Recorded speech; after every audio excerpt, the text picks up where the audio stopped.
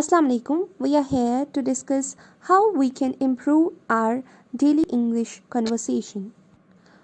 We will compare normal English sentences with better English sentences so that you can use better English sentences in your regular conversation.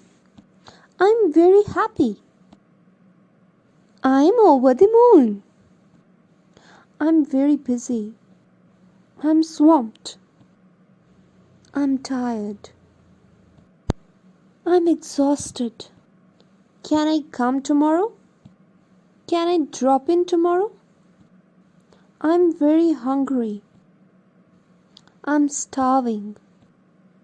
I'm very good. I am excellent. I hope you like this video. Start practicing these better English sentences for your daily conversation. Thank you and keep supporting.